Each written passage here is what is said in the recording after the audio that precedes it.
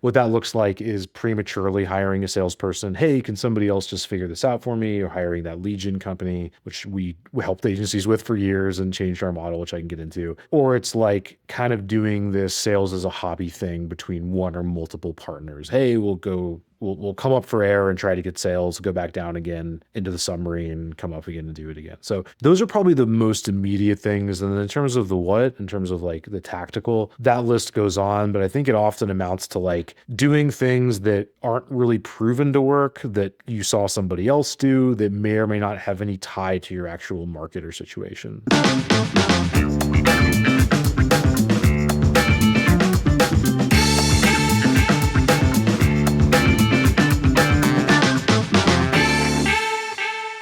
Hey everyone, in today's episode, it's all about sustainable growth, not from chasing random leads or cold pitching strangers, but by building a reliable and repeatable business development engine rooted in relationships. And today's guest is Dan Englander, the CEO and founder of Sales Schema. Since 2014, Dan has helped over 200 agencies and B2B service companies drive thousands of opportunities and millions in revenue through a powerful combination of targeted referrals, strategic partnerships, and trust-based outbound. So Dan is also the host of the Digital Agency Growth Podcast and author of the Relationship Sales at Scale. And today we're going to be digging into how agencies can move beyond the feast-or-famine trap and build new business systems that actually work in today's market. Welcome to the show, Dan. Thank you, Robert. Appreciate it. Let's start with what we kind of see going on in the industry by and large. What would you say you see most frequently that agencies get wrong when it comes to biz dev? Yeah, it's a great question. And I think there's probably a number of things. I think the first is happening into it and not really being proactive at all, and then having to get out past the fact that like what got us here won't get us there.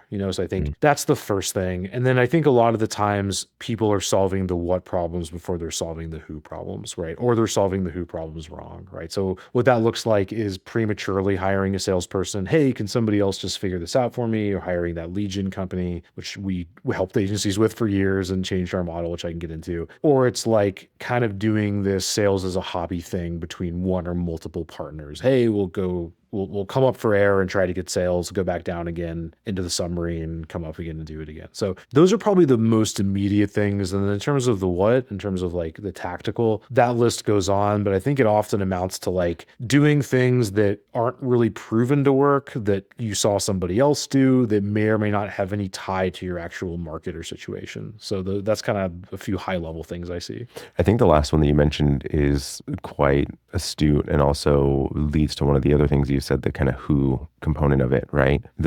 And let me know your difference in experience, but my experience has been that the vast majority of agencies that I've come across, at least the smaller, on the smaller end of them, sub 10 million, the founder was a creative or a strategist or worked in an agency and then started their own. And to begin with, they were taking whatever clients they could that led them to being industry agnostic or ICP agnostic. And then over time, they ended up with a revenue concentration in a specific area, largely around their own experience, and never fully defined that as a core focus of theirs, which then resulted in their marketing being spray and pray or just like complete mass market and never actually really focusing on the who so that the messaging actually resonated and drew people in. Yeah, I think that's a huge issue. And I think that a lot of agencies are kind of like waking up to this idea of specialization and having, a segment to focus on, right? And I think that it doesn't necessarily have to mean one vertical. It could mean multiple verticals in similar situations. But if you were, this is kind of the same rules apply across the board. Like if you were setting up any other, like any marketing campaign, you're always starting with a core audience. Like I'll literally talk to agencies that do that for clients, and then but they could never do it for themselves from day one. So I think that a lot of the times, like everybody knows that, people like us, I think, are broken records about it, but there's a lot of hand wringing about how to do it and how to go about it. And what I've seen is like getting these campaigns launched, getting into the habit of being proactive with biz dev, really like habit formation makes you have to answer the specialization question more than just like ideating on a whiteboard or something would. So if that makes sense. It does. I mean, the other thing that I think is interesting is that the reality of this idea that I'm going to follow what someone else has done and their core market is very different than yours. I see so many people kind of going in this uphill battle of trying to market into an area where the eyeballs of their ICP aren't right now.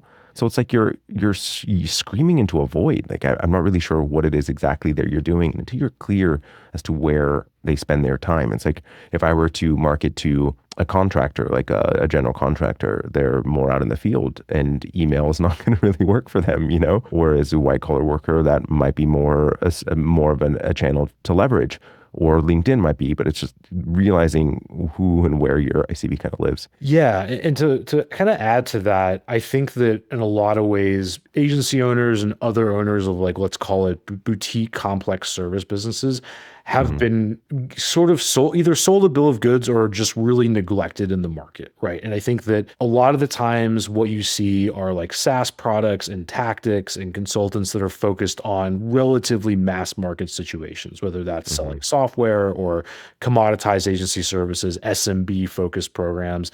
And even if Yeah. like you're not literally looking at that, a lot of the playbook is based around that. So I think that a lot of the times, like to define it a little bit better, our clients, agencies that are upmarket-ish, their markets are relatively small. The comparison I make is they could kind of fit into a high school gymnasium, more or less, versus like an NFL stadium. Yeah. They're high LTV. They require a lot of trust. The value is not delivered until weeks or months after you've sold it. That's another thing that makes them different. And also, you don't have a sales team, right? So like, there's all these products that are sort of assuming like, oh, you have at least one dedicated person, if not multiple, if not a whole marketing department that are going back and forth and building things and doing things. When the reality is like even agencies well into seven figures will still have owners being the primary person for a long time. So there Yep. hasn't been a lot of good options for that situation. And I'll leave it at that for now, but that's a lot of what we're trying to help people with. Well, let's talk a little bit more about the relationship growth angle. So, what does that really mean fully in the demand gen or new business generation? Yeah, to back up, it basically means like looking at the thing that's probably always worked for the agency and just getting better at it instead of doing something completely new, right? So, to give a little bit more background, like for years, like I got business that way. I was going to all these networking groups, but it was analog, so it wasn't targeted enough, and we sold weird things to rare people, is what I'd always used to say. And then left that aside, started sales schema. For years, we were a done for you outbound shop, helping agencies get leads. And it worked because there was way less competition, way less noise, way less skepticism. Things changed. And we sort of were like, you know what? Like referrals, we've always said referrals aren't enough, but it's really not about referrals not being enough. It's about reactive referrals being not being enough, right? It's the missing proactive piece. So what we've sort of seen is that like to bring it to your question about demand gen, there's often a lot of people and a continuous flow or steady stream of people that are willing and able to help the agency reach others. It's a positive sum game as long as you set it up the right way, where if an intro so somebody else can benefit and learn. And the main thing that's stopping that is that people just aren't doing it at all proactively, or they're creating a situation where the referrer has to do a ton of work. If I say, hey, Robert, can you help me meet somebody that has this criteria? You could be like, all right, what does Dan do again? Who do I Yeah. know? Who could be a fit? So a lot of it's about reducing that friction. Yeah. Well, the thing that I kind of wonder when it comes to this unpredictable piece is what is your kind of system, your idea around how to make it less unpredictable and, where they're kind of waiting for people to come knock on their door? Yeah, great question. So our system basically works in a few ways. The first is back to the who question. So having one point person, a lot of the time that's the owner that it Mm. is getting, instead of hiring for sales at first, they're getting as much other stuff off their plate so they can focus on new business. Mhm. And then eventually bringing on somebody that can handle that. So it's answering the who question first, like really emotionally committing to the fact that you're in the sales role. And that's going to be a necessary ingredient no matter what tactic you pick, in my experience. From there, it's actually like looking at these kind of like brick to forehead connectors, the people that are already willing and able to help you. So you're looking at your network, not you're remembering all these people that you probably have forgotten about because life is busy and we forget about people. And that tends to look like happy clients, partners, people that have referred you in the past, your existing team. Your accounts people may have relationships that are better or warmer with current and former clients that you don't have. It may mean, and then it might be non-competing agencies, strategic partners, others in your space from there, and you're taking stock of what's already there. When people go through this exercise, what we typically find is that they have like 6 to 12 months of prospecting to do just from that. without having to build net new relationships. So you're looking at these comfort levels, and then you're figuring out, all right, out of this pool of people, who are the ones that are likely to know the people that I want to meet? And that's basically just some very simple LinkedIn searches. And then from there, you're re-engaging those people, right? You're waking them back up again and you're getting their buy-in. You're being direct and honest, but you're also helping them and you're being tasteful with it. And then, like I was talking about earlier, you're making it as easy as possible for them to help you. And for us, that means shots on goal. It's, hey, here are all these people you might know. Are there a few you'd be open to? Here are templates you can use to make the intro. Here's what I do on that call. I'm not going to drag somebody into a pitch. I'm going to be valuable in these ways, and getting their buy-in and helping them. One more thing, I'll pass the mic back. But what we typically see is that a lot of the times those connectors also benefit from making the connection when it's set up that way, because they get to wake up somebody in their life that they forgot about, and maybe they can do business or help each other in some other way. So that's kind of the process in a nutshell. I think that that's a good system and far away from my own viewpoint of it. The thing that I'm curious to hear about, and I think that those that are listening right now, they may be in this camp, and I'm curious to hear both how, if you've experienced the same, and then two, how you combat it, the mindset component of it. The thing that I run into quite often is it doesn't matter whether the agency is doing 700,000 in revenue or doing 5 million in revenue. The idea of needing to go out and furnish these relationships and go do this demand gen, like, gives the owner the ick, if you will, where they feel like they don't really want to do it. So they avoid it to the nth degree until it's like red hot and it's required of them to do it. And that's the only time that's actually happening. I'm curious whether you experience the same and how you combat that. It's a good question. I think that there's a few things that work here. The first is that, like, there's going to have to be some sort of one-to-one prospecting if you're looking to get opportunities sooner rather than later. I think you can also have like other projects going that are more automated, whether that's ads or content and all that sort of thing. Sure. But the longer I do this, the more I'm sort of like, it's multiple things going at once that are going to create that level of security. Like, it's not just going to be one channel. So the way that I like to fit this into my life is it's taking the place of what used to be my one-to-one prospecting. So occasionally I'll do one-to-one prospecting if somebody's like engaged with our content or there's some other signal there, but I'm not doing much of reaching out to XYZ decision makers saying, can I sell you on this thing? So it's fitting into that place. It does take time and effort, but it's leverage. But to better answer your question about the ick, I think there's a few things that work there. I think a lot of the times, like, we get the ick because we subconsciously know we're asking somebody to do a lot of work. So if you remove that work from their plate, that it doesn't remove the ick completely, but it definitely mitigates it, because it's like, I'm not asking somebody to spend 30 minutes on this. I'm asking for 5 minutes, or I'm trying to mitigate it as much as possible. The other thing is kind of just like, I think subconsciously there's this kind of zero sum thing where you're like, if I get an intro to this person, I will withdraw from the account and I've got to put money back in. And like, yes, like, there are ways you could overdo it and be too greedy, but a lot of the times, like, it really is positive sum. Like, I'm doing this for people in our program and for others that I know, and it really does benefit me to connect people that can help each other. But what I'd ask for as a connector and what we're helping clients with is basically setting up a situation where there's standalone conversational value, right? And you're not bringing somebody into a pitch because you can't manufacture that need, but you're connecting to be a future resource and to help them. So like, once you can kind of ingrain that, I really think it reduces the ick factor a lot. I think there's one component that I'm curious to expand on a little bit. It's this idea of the pitch in the first place. I mean, for me, and this was years ago, but I remember the amount of like mental gymnastics that I had to put myself through in order to get into a sales conversation, like me having been a career accountant, having to now start doing sales. And I had the ick myself. And there was a specific call that I remember where my viewpoint on it shifted quite a lot. I was waiting for my husband to come pick me up from the office. I had driven in that day, and I was on a call and I didn't have anything else to do the rest of the afternoon. And I was on a call and the person was just absolutely not in the right size for us to work with them. So there was just nothing for me to sell them.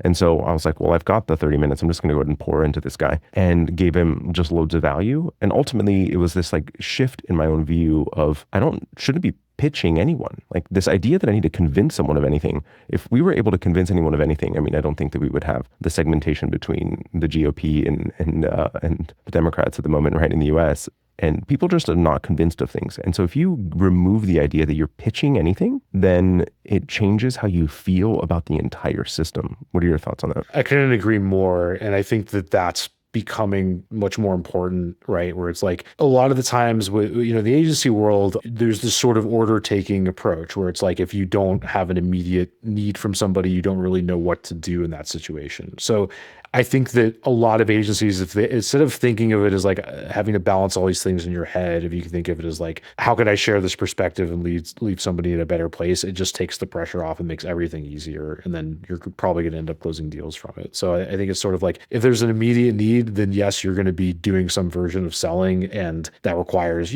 blocking and tackling. Like I need to get the decision makers in the room on the next call. I need to understand time frames. I need these things in place. But if there really isn't a need right then you're building the relationship, you're teaching. If you can't teach, then and they're not receptive, then the worst case scenario is you're learning, right? And like you're refining your approach. You're either like making your targeting better so you talk to fewer of those people or whatever it is. I agree. I mean, I think that some of the things you mentioned are still, general good sales principles, right? Of having the decision makers in the room and understanding timelines, budgets, that sort of thing. But if you have this like overemphasis on it, it creates for the wrong kind of mental, like internal mental, like dichotomy of yourself, right? Which just has you show up differently. One of the things that you mentioned earlier was the idea of strategic partnerships, and I'm curious of what that actually means for you and how that might potentially lead to revenue and what that looks like. Yeah, it's a great question. I'll kind of answer it in a roundabout way. If you go out there and you're looking to build like this referral system and you're looking to use different tools, there's lots of tools out there that are looking at like connections between people. And hey, there's this person that has these connections to my market. There's like literally hundreds of these LinkedIn tools. I think the problem and the thing that we're working to get over as a company is that relationships are very complicated, right? And there's no external data, like whether it's a connection or an interaction with a post or something that is going to tell you about your like emotional relationship with another person. It exists in one place, it exists inside of your brain, right? So it's more about systematizing who you know already in your relationship with them. So that goes back to comfort level, again, picking the people first that are you're most open to asking, that are like no-brainers, and starting with them and then expanding out gradually. But to answer your question about strategic partners, I think that you can definitely make some hypotheses and like look at the people that you would be open to already and figuring out if you're open to asking them first, if you have ways you could like specific intros you can ask them for, and then figuring out like how willing and able they are to do that. Like maybe they are, maybe they're not, maybe the reason that they're not is that they can't or that they are focusing on their own stuff. And our whole approach to that is MVP that potential first before you go through all of this red tape and back and forth about commission structures and so on and so forth. The fact is, like, there's going to be some potential partners that are incentivized by the commission structure immediately. There's going to be others that appreciate it once it starts coming in, as most people would. There's going to be others that don't have anything to do with that, right? So like the thing that makes these partnerships fail is pitching somebody on a thing that they don't care about too early, as opposed to just seeing if they're willing and able to help you. And hopefully you can find out what they want and help them as well. I find it interesting.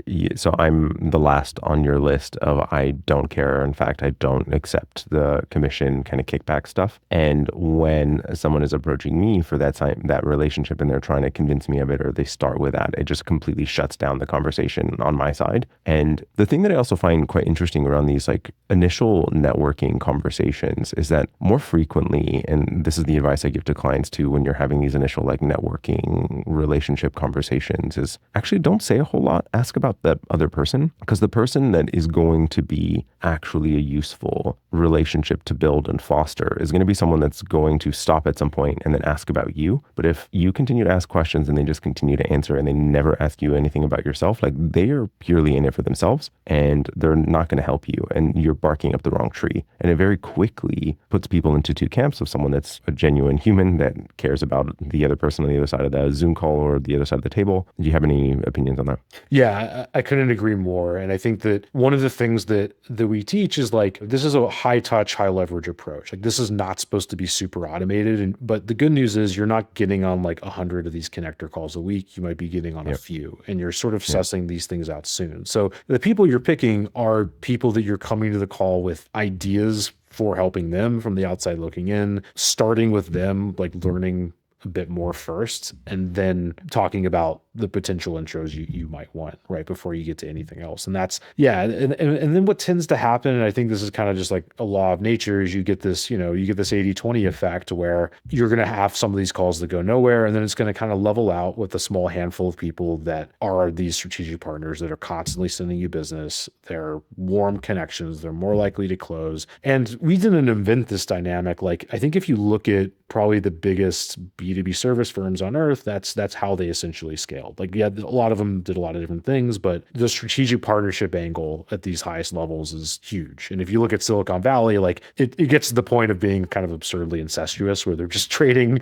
money and all this stuff, but it's basically that dynamic, right? So that's what we see work, and definitely agree. The thing that I'm curious about is there's, as you're saying, that there's few calls, but there's also the potential for doing things a bigger, larger volume. And being that your thought process on it is very relationship focused, very individual focused, is there a means by which to do things in larger volume while still maintaining that like personal approach where it doesn't feel too robotic or templatized? I think the answer is yes. And the way the larger volume would work is kind of what we're doing now, like getting in front of each other's audiences and doing it more in a marketing context where you have that ability and you have an audience, and every agency should be building that audience, like whether it's a newsletter or a podcast or whatever it is, like you're still doing that thing. So I think that's probably the easy answer. I think the better answer though is really figuring out like what scale or what volume you actually need to be successful. And this just takes with looking at your numbers and figuring out like, okay, I need this many calls to get this many proposals. I need this many proposals to get this many deals. I need this many deals to get to this revenue number. So like that's probably not 100 calls a week. It's probably not 20. It might be 5. It might be 10 if you're in an upmarket creative services agency, let's say. And then from there, like it really doesn't have to be that crazy in terms of a prospecting effort. High touch, high leverage. Like if you can get a situation where you're on a couple of these calls a week or have a few, interactions with connectors, each one of those is averaging a few referrals into the right accounts. That is a good way to hit your numbers. And then you're going to have these trigger events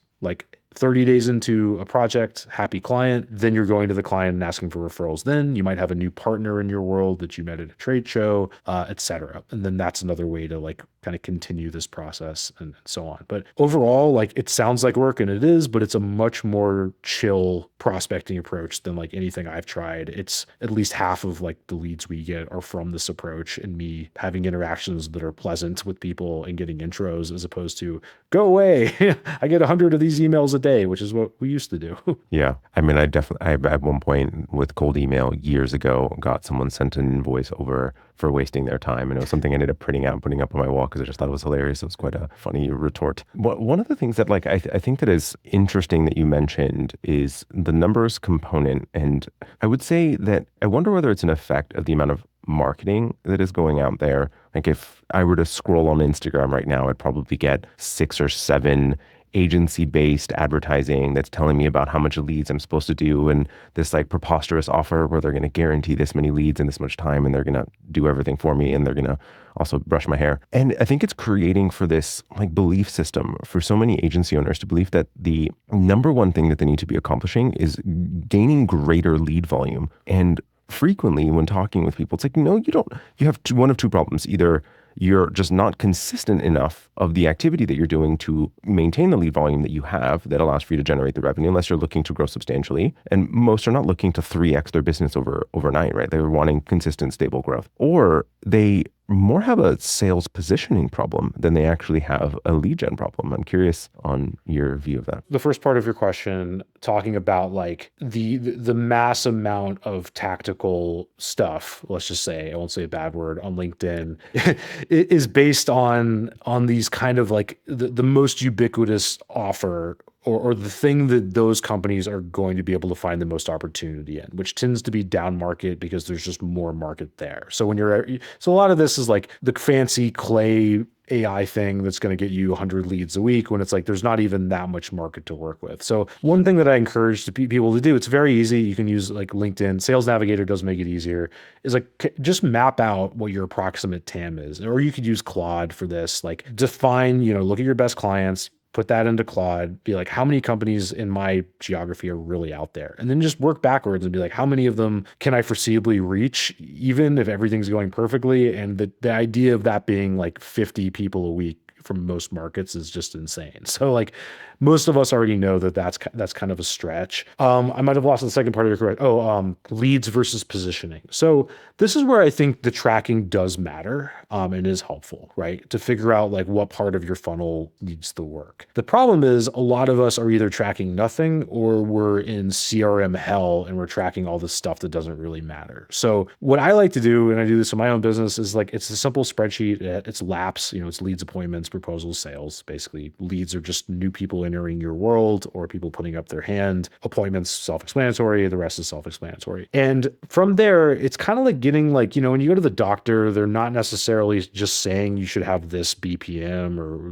body mass index or whatever. Like they're taking an assessment of where you're at and then figuring out what you should improve at. That's the point of it, is that you're literally going in. I like to do it on a weekly basis. So you'd have like one column that's per week, and then you have your leads, appointments, proposal, sales, and looking at, all right, how many net new appointments did I get? Forget about qualified, forget about where they are in the process. Just like, am I setting up this habit and continuing this habit the right way? So then you can kind of figure out like, okay, if you do this for enough time, do I have a positioning problem? And am I not closing like where are the deals falling off? Am I not getting enough people at all? Yep. And so on. So yes, like positioning is going to come into play all throughout that. And we could definitely dig into that, but I'll stop blabbering for a second. There's a couple of things I wanted to comment on. First, just wanted to define TAM and total addressable market. And two, the thing that I just thought is interesting there, right, is that the reality is that if you were able to generate 100 leads a week and within the addressable market that you have, you're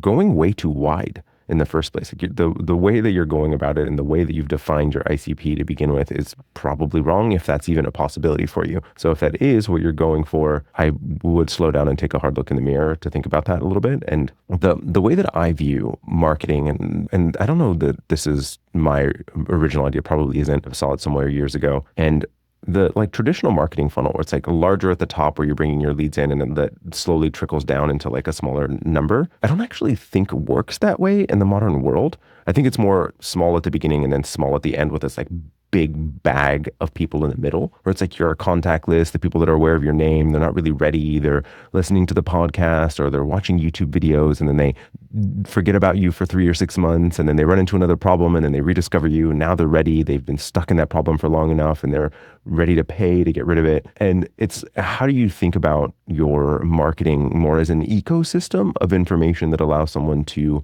kind of come in and come out when and if they need to? And yeah, I'm curious on your take on that. Yeah, that's a really good question. And I think that is the dynamic. I think like we've all seen that funnel graphic so much that it like makes me throw up in my mouth a little bit. Yeah, it is like that. Like you're going to get people that just interact in really idiosyncratic ways. Like you have people that like to get on sales calls and they like to learn from sales calls, which is fine. You have other people that will never get within spitting distance of a salesperson until they're like ready to go and they've hashed it all out and so on. There's probably data somewhere on what percentage is what. I don't trust it necessarily. I think it's also dependent on market and a lot of other things.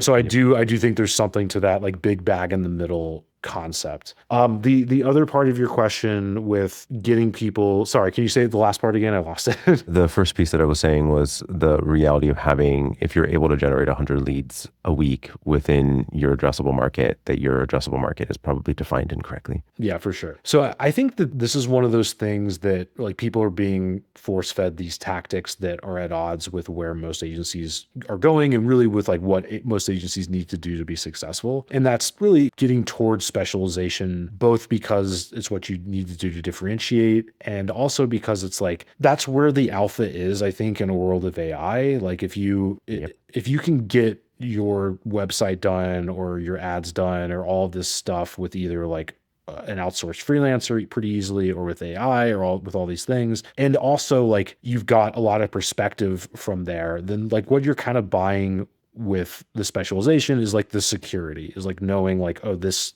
agency has worked with clients just like me over and over again. I'm probably not going to get fired by hiring them, and they're probably going to do it right. So it has this almost like insurance like quality to it that I think is going to become bigger, in addition to things like hospitality and trust and so on. So I might have lost your question a little bit, but those are a few things that come to mind. I want to hit metrics for a moment, but one of the things that what you were saying came to mind when you're talking about the idea of the future with AI, people being able to do things faster, and then maybe leveraging a freelancer from Upwork or Fiverr or what have you. The reality for a lot of small businesses that are bootstrapped startups, the reality is that they probably should do that to begin with. They need to confirm whether there is a service market fit or product market fit, and that the pricing is in the right way, that they're positioning it the right way, that there's even a potential utility for it. So they should probably do it as cheaply as possible to begin with. Confirm that, and then it's not working as well. They need to be able to improve metrics all the way down the funnel or what have you. And now it makes sense for them to invest, and now they have the resources to do so. So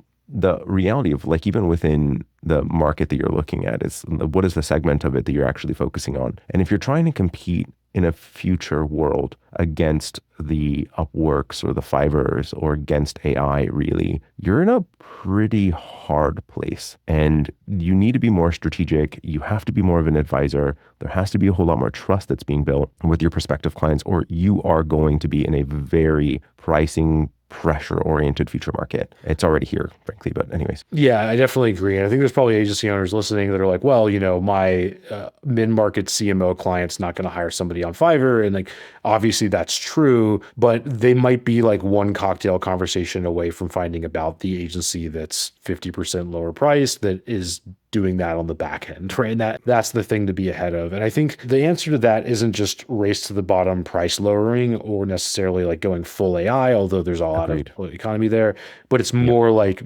probably specializing more and becoming more of like a better insurance policy for people facing that situation. I mean, recognize what AI is, right? It's the law of averages. It's a derivative of what has been out there in the first place. So frankly, if you're truly worried about AI taking your job, then that means that you're probably producing pretty average oriented work today. And your focus should be on improving what it is that you do so that you are A++ in what it is that you do. And if that means doing less things, that you are required to do that if you want to survive the next 5 years. Yeah. And I think this is kind of out on a limb, but I think it's sort of creating that which was old is sort of new again dynamic with agencies, where it's like a lot of it, before we can measure anything, you had agencies that created these groundbreaking, really fun, interesting campaigns, right? Like that nobody could say would do well, and we're kind of like shots in the dark, and we're really kind of like harnessing these emergent qualities and it's the emergent is the thing that AI is never going to be able to do because it's based on a data set that exists in the past, right? So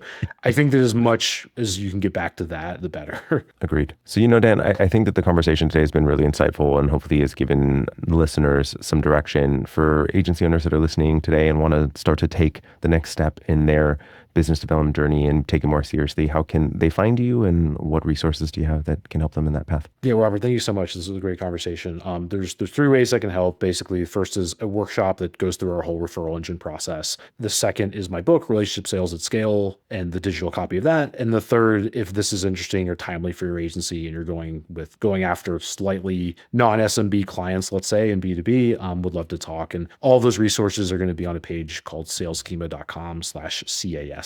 Thank you so much. I'll include all of that information in the show notes. It was a pleasure. And just FYI for listeners, I'm also going to be joining as a guest on the Digital Agency Growth Podcast in the coming weeks as well. So make sure to check out that podcast. Excited to have you on. Thanks, Robert. Hey everyone, thank you so much for listening in today. With all of the shifts in the industry, it is easy to feel overwhelmed or unsure of your next move. So I'm not here to try to sell you anything. I just want to give back and guide you through the uncertainty. Whether you're navigating new trends or just need some clarity, we're here to listen and offer advice. Head to creativeagencysuccess.com/chat to book a free 15-minute chat with an agency mentor who can provide you with a fresh perspective. Let's figure out the best steps for your agency's growth together.